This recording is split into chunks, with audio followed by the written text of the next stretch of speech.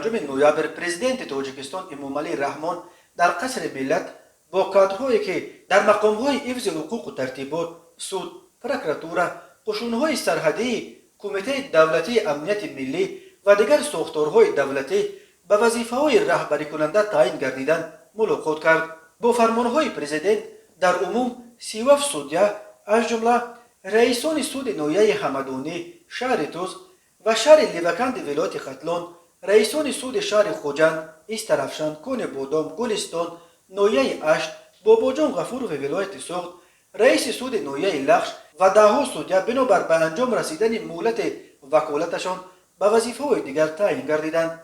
همین طور در مقامات پروکراتورا نیز تغییرات کادری صورت گرفته. پروکورورهای ناحیه روشقله و ونج ولایت مختار کوهستان بدخشان، پروکورورهای شهرهای کولاب، نورک و ناحیه دوستی ولایت ختلان، پروکورورهای شهرهای اسفره، کون بادام، گلستان، استقلال، ناحیه‌های ظفرآباد، مشجا، شهرستان ولایت سوخت،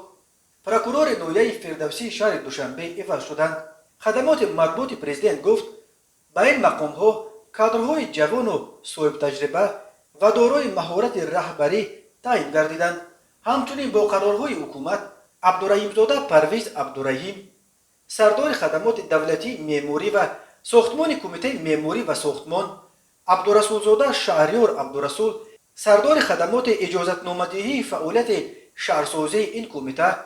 اشورزاده بختیار سیدقل سردار ریاست اکسپرتیز دولتی غیر اداروی لایحه‌های ساختمان،